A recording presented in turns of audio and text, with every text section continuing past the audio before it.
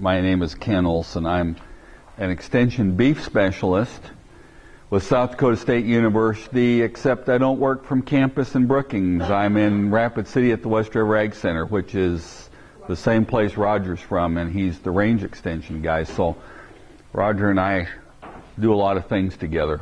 So you want to know why is the beef guy on a range management program? And it's because I'm a beef guy that never quite figured out whether he wanted to be a beef cattle specialist or a range specialist. So I chose to become a specialist in beef cattle nutrition, but of grazing beef cattle. I found the whole feedlot concept kind of uninteresting, but when I learned about that you could study nutrition of grazing animals, that's my research emphasis. So I'm going to hurt myself here with all these toys I have to carry around. I'll try putting it in the pocket. So I'm going to talk today a little bit about the unique situation of trying to understand the nutrient intake of a grazing animal as opposed to one standing in a pen or in a barn being fed from harvested forages. And I'll start out with kind of a comparison there so you get a sense of where we're going to go today. So we've got, think about some weaned calves in a pen. And somewhere during the year you've put some hay in the hay yard and some corn in the bin and maybe some silage in a pile. And you can look at those animals, and then as nutritionists, we can balance rations for those animals because we've got tables of nutrient requirements. And so we can say this is a 650 pounds continental cross, therefore he's kind of a medium to large framed steer calf, and we can say this calf needs 12.5% protein in his diet, and I think I just quoted a number that's a little low, but I'm making a made-up example here. And to gain 2 pounds a day, he needs about 60% or 60 pounds of TDN in his diet. So, okay, we now know what we can do. So we now go, and if we've sampled our hay stack and our silage pile and our corn and sent it to a lab and gotten a nutritional analysis on it, then we can match up the nutrients available in those harvested feeds. And we're going to know that through the winter, we're going to feed this set of calves. The hay in that pile isn't going to change much, and the silage in its pile isn't going to change much, and the corn in the bin probably isn't going to change barely at all, not by a measurable amount. So for the length of time that we're interested in feeding those animals, we got a pretty predictable picture of what's going on. Now, there's things can happen to us that'll change. Weather's the biggie, in that we don't know if we're going to be feeding those calves in another mild winter like last winter, or if we're going to be feeding them in a really severe winter like 2 winters ago. But we can adjust that diet then once we get there. But at least we got a pretty predictable deal to start with on a lot of fronts. In the case of grazing animals, we're putting them out there in a situation where they get to choose what they want to eat out of dozens and dozens of plants, as you learn a little bit about the diversity of plants out there. And not only do they get to choose today what they're going to eat, but all of that stuff's going to change by tomorrow, and really going to change in a big way as the growing season progresses. So every day is a new day to choose new things that have different nutritional values. So all of a sudden we have all this unpredictable variability that the animal then gets, and the animal gets to make those decisions. You don't get to decide, well, I'm going to feed 20 pounds of hay and 16 pounds of silage and 2 pounds of corn to my calves. They decide for you. And so I'm going to talk a little bit today. And so we've got this variation in that the supply of herbage grows through a year and then declines until the next year, and then we start growing a new one. And then we've got some overlap of what's left from last year with what's this year. Then we're trying to match up animals that have a demand for nutrients from the forage that's climbing until we wean a calf, drops to a very low level when we take the calf out of the system and dry off the cow, and then it builds back up through pregnancy and the birth of the calf and so forth. So we got all these changes going on throughout a year in a grazing cow's life. So here's a little bit about what we're going to go over. We're going to talk about some of the characteristics that drive that variation and the range of variation to expect. Then we're going to talk about that whole how do animals select their diet and what drives them choosing the things they choose. We're going to talk a little bit about then, since we can't directly measure any of that, what do we measure? And if we haven't run out of time, we'll talk a little bit about, this term is a little misleading, about managing that seasonality in the forage.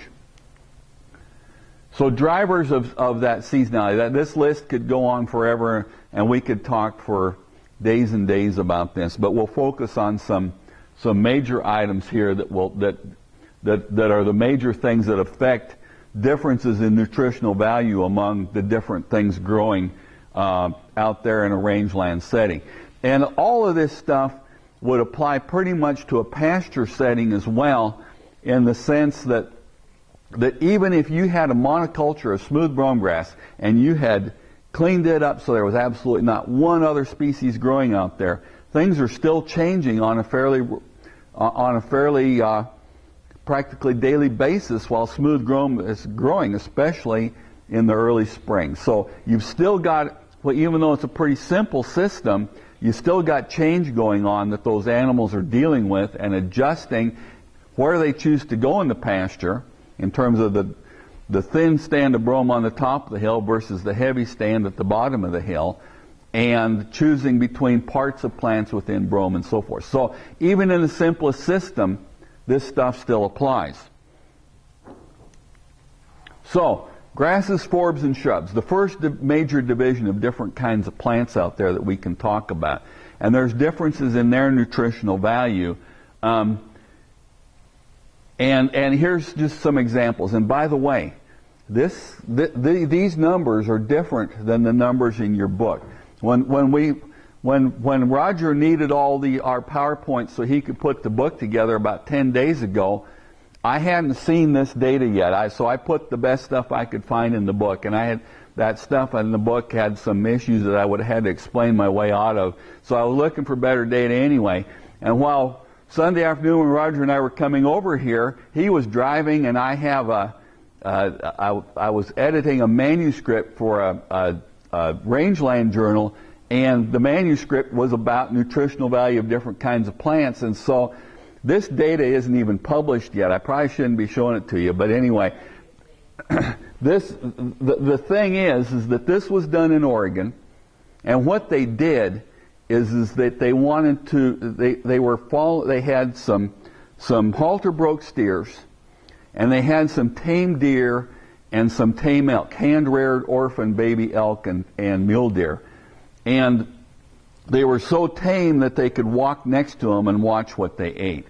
And so they followed these critters around, and they really did it. They paired up one person with one animal, followed them around for 20 to 30 minutes at a time, and counted every bite on every plant species they ate. And then after they'd counted bites and realized the things they were eating the most of, and watched how they ate it and whether they trimmed the tips off of some shrub or ate down leaves out of the base of a grass plant as opposed to up at the top, they then went back out after they had counted the bites, and they hand-plucked samples to represent what they had seen the animals eat. And so that's what I like about this data, is it's not perfect simulation of what the animal was doing, but it's as close as we as humans are probably going to get, as opposed to that other data in your thing is clipping off whole plants. So this isn't perfect, but it's a simulation of what the animals were really eating. And so this is an amalgamation of what they hand plucked, whether they were imitating a deer, an elk, or a cow. It's all averaged together. But yet it's what a grazing animal in general was choosing to consume in the Blue Mountains in northeast Oregon. In other words, high elevation, cool season dominated forages in August. Okay? So kind of late summer, very mature forage. So what we got is there were 9 major grass species that showed up in diets, 13 forbs, and 11 shrubs. And this is pretty typical of late summer.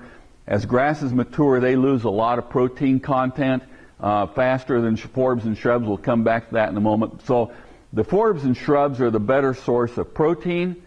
We come over here and we look at NDF, stands for neutral detergent fiber. That's simply the chemical lab procedure we use to measure the total fiber content in a plant. Notice it's higher in grasses, lower in these plants. I'm not going to delve into the reason why that's different, but the neat thing about a lot of fiber, especially in the form it comes in the grass plant, is that in a ruminant, with a rumen of bacteria that can digest fiber, that's a great source of forage for a cow to live on. So that says that there's a lot of energy in the grass, even late in the season when the forbs and shrubs aren't a great source of energy. And finally, the digestibility, how much of these nutrients will be digested so they can be absorbed by the animal, is all hanging kind of in the 55 to 60% digestibility range. And there's about a 5% difference across all those, but that's not huge enough to say that one class of plants is way better than another. So there's the first place that you've got that diversity is important. And they told you yesterday you're going to hear a lot about diversity, and I'm going to pound that drum pretty hard in how important it is to helping an animal that has to choose its diet, choose a high quality diet. Okay, so that's that. Now let's take a little different look at breaking up kinds of plants. As we went through plant ID yesterday, you all learned that some of your plants are cool season plants, some of them are warm season plants. And what drives that is the way at the cellular level in those plants, they do photosynthesis different. Those that do photosynthesis by what's called this C3 pathway, don't worry, we're not going to get into the chemistry of this deal, are cool season plants. That chemical pathway lets them start doing photosynthesis early in the spring when it's still pretty cool out. But then it doesn't work very well in the heat of the summer when it gets hot. So that's why all those cool season grasses like smooth brome hurry up and get their job done. By midsummer they're done and they've gone into summer dormancy. They simply have to shut down in the heat of the summer. As opposed to a warm season grass has a pathway that's set up to work in the heat of the year, but then it doesn't work very well in the cool. So those warm season grasses don't come on till a month or 6 weeks later, but then they go gangbusters through the heat of the summer. And then as it starts to cool off in the fall, those warm seasons shut down. In the cool seasons, if there's moisture out there, they'll pick back up and grow again and can actually grow quite a lot of forage again in the cool of the fall. So this difference is pretty important in how plants do their business, but it does this one thing to us that we need to be aware of. And that is that for this C4 thing to work in warm season grasses, it changes their nutritional value. Unfortunately, while we like to have those warm season grasses because they're green in the middle of the summer, we never get quite as good a nutrition when the cattle are going to have a warm season species dominated diet, simply because for that pathway to work they just need less protein. So the plant makes less protein. It also needs more lignin. Brief description of what lignin is. Lignin is the glue that holds the plant together. And let me describe it this way. Think about the way engineers put a bridge together, and that's the way a plant puts together the fiber in the cell walls of the plant. Because a plant doesn't have a skeleton like you and I to give it structure so it can stand upright. And if you didn't have fiber and lignin in the cell walls of the plant, it couldn't stand up. It would just lay flat on the ground. So the way the plant does that is, fiber is like the steel girders in the bridge. It makes girders. Cellulose strands are a big part of the fiber. You get these long, stiff strands of cellulose. And then you have a substance called hemicellulose, still part of the fiber, that makes the cross links, like the truss work that's built into a bridge, or in the trusses in the roof of your, that support the roof of your house. And so that makes a pretty strong linkage by the time you kind of put these beams together with this cross linking. But then if you want to make that really strong, you're making a bridge, you encase all that steel gets encased in concrete, and then it's really strong. Well, the lignin is the concrete part of that encases all of that fiber.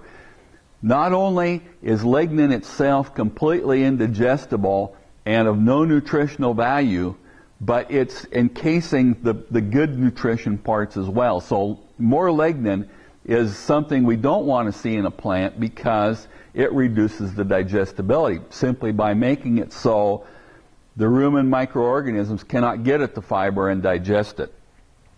And unfortunately, to make this warm season pathway work, we need more lignin encasing those parts. That's kind of what protects it from the heat. So we get into a droughty situation. Our plant's ability to move water and nutrients up is limited, and that's going to limit its growth. We're going to come back to drought. I've actually got a drought slide in here. Temperature plays a role in this, in that all of this stuff is chemistry. And you all remember in chemistry lab how you learned that heat often speeds up chemical reactions? Well, this one in particular is really sped up by heat. So in hot summers, plants will put on a lot more lignin than they will in a cool summer. That's just, I could go on forever about things that heat and moisture availability would do, but there's a couple of examples. Okay, so here's what happens.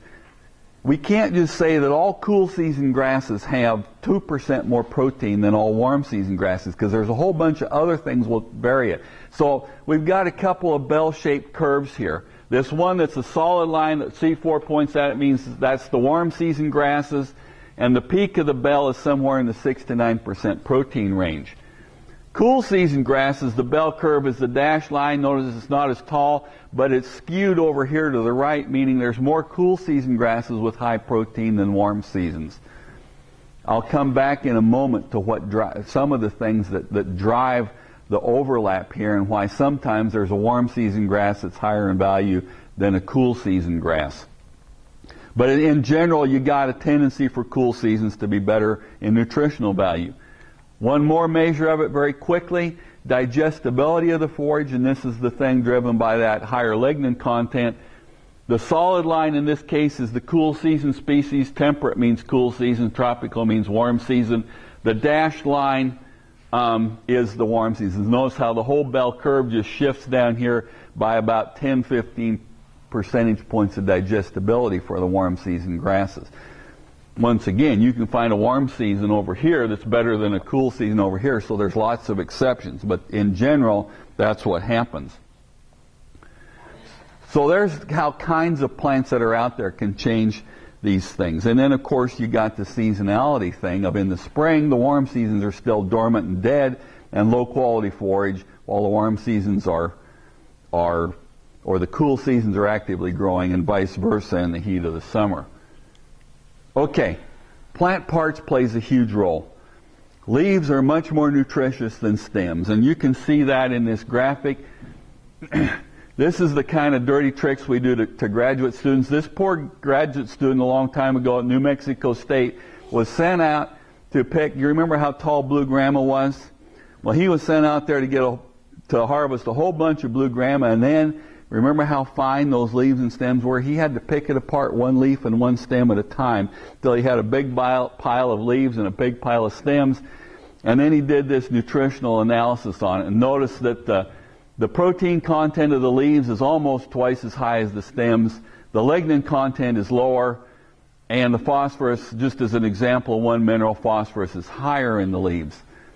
Well, remember who was it? Dave had the slide showing you how a plant's put together and the stems hold the leaves up to think of the leaves as solar panels, and the stem helps arrange them so that each leaf gets light on it. Well, the leaf's job then is to do photosynthesis. So it has all the chemicals to do that chemistry, and that's the protein and the minerals like phosphorus. Meanwhile, the stem needs to be structurally strong to support the weights of the leaves and hold them up. So stems have to have more fiber and lignin, especially lignin, to give it strength. And so that's why these differences exist. Now, combine this, different combinations of plant parts, with whether it's a cool or warm season, and you start driving that variability that created those bell curves of distributions of qualities of cool versus warm season.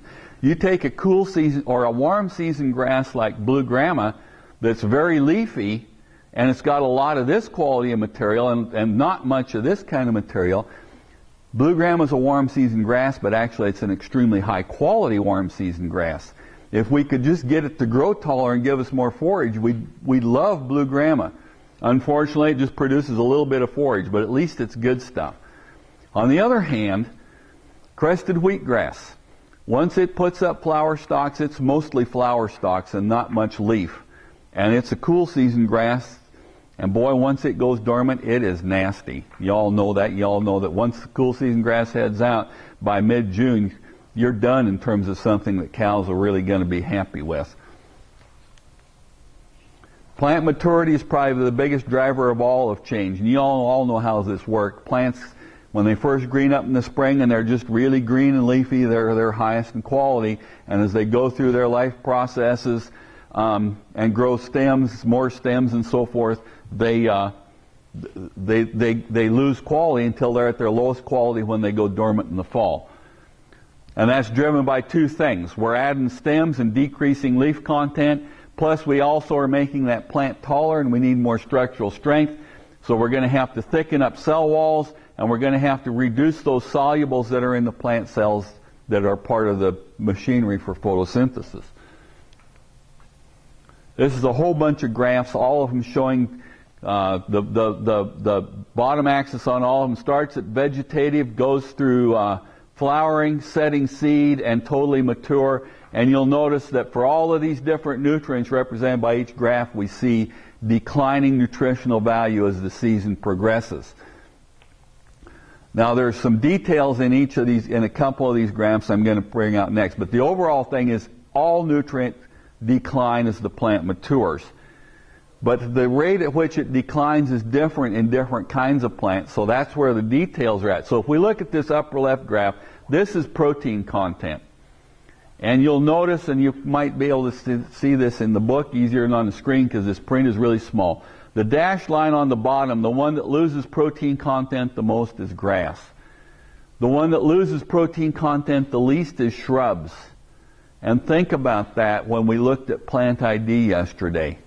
The leaves were all shriveled up and a lot of them had fallen off, and it was just the grass plants looked really stemmy. But what did that lead plant look like? It was at nearly dormancy stage here late in the fall, and the thing still had green leaves on it. And those green leaves are going to stay there into the winter, and so that's why that thing has a higher protein. The same way with the snowberry. The shrubs will, because shrubs don't die back to their base every fall when they go dormant like grasses and forbs do, they leave those higher nutrient plant parts out there exposed to the world, and therefore the animal, so the animal can graze on the plant and get a higher level of protein. Well, on the other hand, and forbs are always kind of in the middle, somewhere between grasses and shrubs.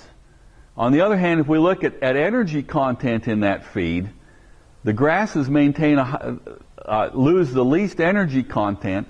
Once again, they have a lot of fiber in them that can be digested by a ruminant, and the shrubs lose the most. That's because as the shrub matures its stems, it adds woody tissue to them, okay? And so you're going to lose, and what makes tissue woody to make a woody stem on a shrub or a tree? Lignin. I mean, they just really cake on the lignin once it gets to the point that it's woody tissue. So that's why there's a lot less energy value in the shrub parts. Same kind of patterns for phosphorus, and carotene is the precursor that becomes vitamin A. So this maturity thing affects every nutrient, from protein to the things like carbohydrates and fiber and so forth that can be digested to use as energy, to minerals, to vitamins. Okay, this is a slide that's not in your book. I tricked you and threw this one in because in the last class we had so many discussions about this. We talked a little bit about it yesterday. I thought it would be worth throwing it in. So this is a trick just to keep you on your toes. Sometimes we think of droughty forage as being low in quality because it turned brown, and so we think it's brown. It looks like brown forage in the dead of winter that went to full maturity and is now dormant and is at its lowest ever in quality. Droughty forage turns brown because it ran out of moisture and had to stop, but it usually got stopped some point in midstream of carrying on its annual life cycle, and even though it turned brown, nutrients got trapped in it that didn't get used to finish out its life process. So quite often, the nutritional value of droughty forage, while it's not wonderfully high like green forage, it's higher than you expect when you think about it as looking dead and brown. And here's an example. The 1960, this is diet samples from steers, ruminantly fish-laid steers, so this guy collected samples of what they were eating by letting them collect it, and then he took a sample of what they ate. 1965, the dashed line was a fairly normal precipitation year. You got a classic reduction in forage quality that these animals ate until we get out here in August, and then they got some August thunderstorms on the pastures that he had them on, and quality actually increased a little bit due to some fall regrowth. 1964 is the drouthy year, and notice forage quality in terms of the digestible dry matter, means digestibility of the samples they collected, didn't change much throughout the year. And that's simply because it stopped growing right about here and maintained the same quality until these summer rains helped it get ever so much slightly better again going into the fall. And that's a pretty typical pattern, is that you'll just simply arrest the plant at some higher than expected level of nutrition. Doesn't always happen, depends upon when the drought starts. If you don't go, last summer we didn't go drouthy till late in the summer. Most of the plants had completed most of their life processes. So even though this drought started late last summer, last year's forage was closer to this normal graph, but this year we never had much growth in the beginning, so we were drouthy from the get-go, and our pattern probably looked a lot more like this. A year from now I'll be able to tell you if that's true, because I've collected diet samples like this throughout the summer on a research project we're doing up near McLaughlin on the north central part of the state. So we'll have some data that will see if it repeatedly mirrors this pattern. I've got data from Kansas that looks, this data is from northeast Colorado. I've got data from Kansas from a drought versus a non-drought year, 2 years in a row, that gives a pattern similar to this too. Okay, the next part you need to know about ruminant nutrition to fit in with grazing animal nutrition. The quality of their diet drives the level of intake they can consume. A low quality diet that has a lot of fiber, while they can digest that fiber, it takes time for the bugs to do it. So the more mature the forage, and therefore the lower its quality, the longer it has to stay in the rumen before it can pass down into the intestines and out of the cow. And think of the rumen as this big vat of fermentation. And the cow is going to eat and fill the vat, but then once the vat is full, until you empty the vat again, she can't eat anymore. She's just got to stand around and ruminate and wait. And what happens is she'll take, when the cow is a ruminant's grazing, they eat fast, they take big mouthfuls of food, and they hardly chew on it all, and they swallow it. And so it's big chunks. It can be 2-3 inches long the first time they swallow it. And then they go lay around and ruminate and chew on it and bring their cud up, chew it, swallow it, and that helps reduce the sizes of the particles. And then the rumen bugs, through their digestion, they continue to break it down so particles get smaller. And the reason this is important is because the mouth and the esophagus are big, so you can put a lot in, but the hole that leaves the rumen to go to the lower parts of the digestive tract, in a beef cow at this time of year, the size of the hole varies based on her, whether she's pregnant, lactating, dry, or whatever. The size of the hole right now is about the size of my little finger. So everything has to get small enough to fit through that hole before it'll leave the rumen. And the lower the quality it is, the longer it takes to get the chunks that small, so you restrict intake, because you simply have to empty the vat before you can put more in. So what I'm saying is there's a double whammy in terms of nutrient intake in a ruminant when forage quality is low. First, there's not many nutrients in every pound she eats, but second, you restrict the total amount of pounds in a day she can consume before she fills up and has to wait. And that's what this is showing you, is this is a variety of different qualities of feed, going from the best feed would be lush leafy pasture in the spring to the poorest feed would be wheat straw. The digestibility, this stands for dry matter digestibility, it's about as high as most forage species will get, and this is about what straw typically does. And notice that intake goes down. Now the way this is expressed is that these are as a percent of body weight. a little like you used 3% on an air-dry basis yesterday to calculate intakes. Well, these are on a dry matter basis, so when you take out that additional 10% moisture, this 2 to 2.5% right here is about equal to the 3% air-dry we used yesterday. We should have been working more down somewhere in this area with the kind of forage you're looking at, but it's immaterial to argue that point so much as to show you that intake can be cut by threefold from the best quality forage to the lowest quality forage. So just to make the math easy, I'm going to pretend cows weigh 1,000 pounds. Now we all know they're all bigger than that. But for a 1,000-pound cow, this 1,000-pound cow would be eating somewhere around in the range of 30 pounds of dry matter a day. That same cow, if you were feeding her wheat straw, would only be eating at 1% of her body weight about 10 pounds a day. So not only is this really crappy feed, but she can only consume about a third of it, and then she has to stop and wait. Okay, that's how variability in forage quality affects the nutrient intake that cow has the possibility of consuming.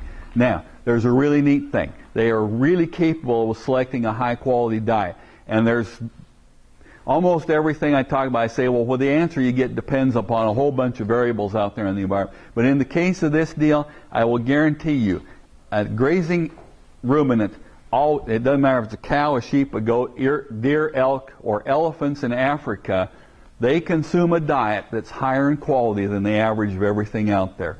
They have an amazing capability of discerning between that thing that they ate and this other thing they ate while they're out there eating everything they choose to take a sample of. And it's just a really intricate feedback system through their nervous system from their stomach wall to their brain that tells them, it felt good when I ate this thing, so let's eat more of it. And they eat that other thing and they say, that didn't feel so good, that made me feel kind of queasy, I'm not going to eat any more of it. And they'll do an amazing job of balancing up a diet based on that feedback. And most of us think, well, how could you ever sort that out? You got this, in a 1,400-pound cow, you got about a 70-gallon vat in there. And she takes a few bites of this thing, and how is she ever going to sort out those few ounces of feed versus the 100 and some pounds of stuff sitting in the rumen? And it's hard to imagine they can do it, but we've got a lot of solid research evidence that says they can, and they do it on a everyday basis. So what they do is they do this: they select the youngest parts on the most preferred plants. In other words, they start to sort out, yeah, I want the green leafy stuff, not the nasty stemmy stuff. And so just looking at it starts to drive what they choose to sample, but then they sample things, get this positive or negative feedback, and they react then to what's out there, and where the maturity of various things of cool versus warm season and so forth. They're also worrying about where they need to go to get shelter and shade and so forth, but those will drive where they are, which drives they'll eat from what's local then, but it's still, they're using this system pretty effectively. And what it turns into is what they like to select is driven by what they're built like and capable of digesting. So cows have a huge rumen with a lot of capacity to ferment a lot of fiber, so they eat a grass-dominated diet because they can get a lot of energy out of that fiber. Sheep are pretty similar because even though they're smaller and their rumen's smaller, their rumen is still really big compared to body size, so they can still ferment quite a lot of fiber, and so they'll eat quite a lot of grass.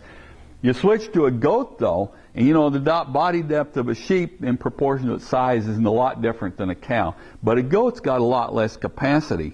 So a goat is going to have to, a goat has to eat a higher quality diet, but they also have this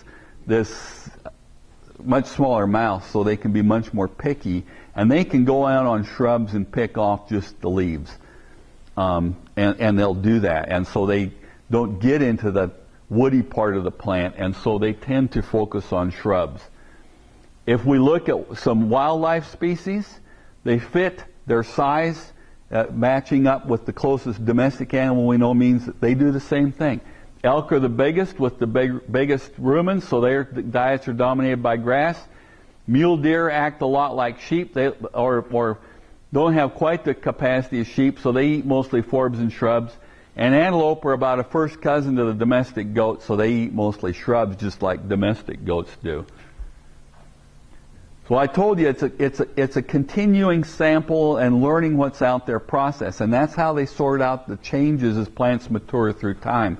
Is that they'll sample everything, and if it felt good, they'll eat a lot more of the good stuff, because what makes them feel good in terms of providing them with good nutrients causes them to want more of it. What feels bad causes them to take less of it. Now, just because but their system is designed to go back, and even though it tasted bad a few days ago, they'll keep sampling something, and the day it starts making them feel better, they'll start eating more of it. And it's this business. Where do I have it written in the slide here? They're sampling everything because they're balancing nutrients with toxins. Almost all plants produce toxins because they're trying to defend themselves from getting grazed too much, either by animals or by sucking juice, bugs that suck juice out of them like aphids. So if they produce a chemical that's nasty, they can keep those critters from eating them. And that's truly it's toxic substances like poisonous plants produce them in high enough levels to kill animals. All other plants tend to produce something. It's not at a high enough level to kill someone, but it's high enough to make them feel a little queasy when they eat it, so they'll back off. And those toxin levels will change through maturing just like nutrients do. So the animal balances all that out. I'm going to skip this. Now, so all this is going on. How do we as managers of grazing livestock manage this whole thing? We can't know what we put in the bunk. We can't say, well, we're feeding this pen this many pounds because we know they'll eat it, and read the bunk and know how much to feed the next day. The animal gets to manage all that, but yet we have to step in somehow and figure out whether or not those animals' nutrient requirements are being met. Because if they aren't, then we as managers need to do something to manage the situation. We either need to rotate them to a new pasture that'll have more nutritious forage, or maybe we need to provide a supplement. Maybe we need to change the way we manage the animal, like wean the calf or change our calving date or something like that. Well, the cows, I'm going to speed through some of this because basically this is why we body condition score cows, because we can't measure the nutrient intake itself, but we can measure the nutritional status of the cow by her fat cover. And particularly if we do body condition scoring repeatedly, so that we know body condition when we wean our calves this fall, and then if we check it again in January and we go, wow, those cows lost a lot of condition, I better change something up before calving comes. You probably wouldn't want to wait that long. Most of you have heard me before say you should be continuously scoring your cows so you know the trend they're on and whether that trend is up or down and whether that's the direction you want it to go for the time of year it is. And it's highly related to their reproductive performance and whether or not they'll get pregnant when you want them to, and give you a live calf the next year. Cows can be in very different condition scores. It'll drive their repro. By the way, for those of you that were on the Beef SD trip, this is Patsy Houghton did this research.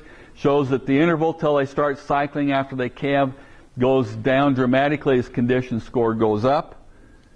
And the status of their condition and its trending direction will drive how pregnant they get, in that if they're a 5 and maintaining a 5 from calving till the day you turn the bulls out, you got a really good chance of getting everybody pregnant. If they're trending thin and getting thinner, things get bad. If they're fat and getting fatter, things don't do so well. But you really like condition score of 5 when they calve and during that period from calving to breeding. So not only is it a good way to know how your management is going, but it matters in terms of how your cows perform. So if you need to change something because you're missing your condition score target, you can change your grazing management. You can change the cow's nutrient requirements by changing when she lactates. By calving date, adjusting calving dates and weaning dates. I'm going to stop for questions then. The rest is just details.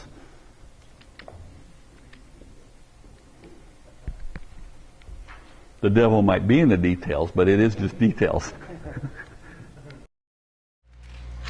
I've got a question. And on my place this year, we when we turned the bulls out, the cattle were in a 6 declining, a body condition score of 6, and they were on the decline because of the dry conditions and stuff.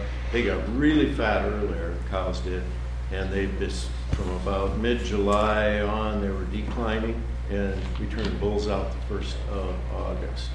So according to your data there, your slide, I may experience some. No, because you're on a slide, you're on a line, you are on this line right here. You are at greater than a 5, but decreasing. It isn't perfect, but it still looks pretty good. The point being that hopefully they hadn't passed a 5 and going thinner than that yet by the time they a bull should have found them in heat and bred them. Yeah. Now if you started out the 6s at calving time and you'd already hit 4s by the time you turned bulls out, then you'd be in trouble. But I think you can be declining as long as it wasn't too severe, and you'll be fine. The other thing to throw in there for you guys that do later calving and therefore you're breeding in the heat of the summer, this is the kind of year that doesn't work in your favor because of trying to breed in the heat of the summer in a really abnormally hot summer. I think that's the thing that could hurt you guys' preg rates more than the body condition of your cows. Cows are very adaptable to cold stress. Not British and European breeds of cattle are not near as adaptable to heat stress. Now I say that, and we think 107 degree temperatures in the summer are awful because we're from South Dakota. You turn around, you look at people in the Southern Plains, and even when they're breeding their cows in May for late February and March calving seasons, they're regularly breeding in 100+ degree temperatures and get their cows pregnant. So part of that's adaptation, though. Those cows have lived that environment. Your cows have lived a cooler environment, and now they're dealing with a heat range they're not used to. I do have some really good forage yet ahead of me. Would it take me Yeah. I'd skip ahead and get the good stuff in them, and then once your breeding season is done, and I'd maybe wait till I get out there a little ways past breeding season to let the embryo implant and make sure your pregnancy sticks, then I'd take them back later this fall and clean up where I left some usable forage but not the high quality stuff. Yep. Would it help to wean earlier? It'd help a lot to wean earlier. Weaning early makes a huge difference. It's universal. There's been a lot of early weaning studies done around the country, and there's been at least 2 done in South Dakota, one back in the 90s and one that we just finished that we did an early weaning project. Same cows got early weaned for 7 years straight versus the other half of the herd got weaned 1st of November for the same 7 continuous years. Very, very predictably, we would gain a 3/4 of a body condition score or slightly more during that August to November window in those early weaned cows versus the cows that were still suckling. So for sure your first and second calf. Yeah, and that's the first place to apply early weaning is your first and second calves. Maybe sort off your older Shelly or old cows that don't have a lot of teeth left and put them in that group too. And John mentioned young, thin cows. There's been some data showing that if you wean calves right before you start the breeding season, this was data out of Oklahoma, they were about 60-day-old calves, they really boosted. But you're at a point, you're late, you're towards the tail end of your breeding season, so it's a little late to help this breeding season. But yeah, if you were to wean your calves now, you would set your cows up to go into the winter in much better body condition, which helps you manage winter feeding. You can cheapen up your winter feeding and still have them be body condition score 5s next spring so that you can be on this row right here. Body condition score, the whole system revolves around the concept that we got the herd average at condition score of 5 when they calve. Because fatter than that costs you money to feed them there, plus you get into some fertility issues like this suggests. Thinner than that means that they aren't going to be nutritionally sound to get the job done.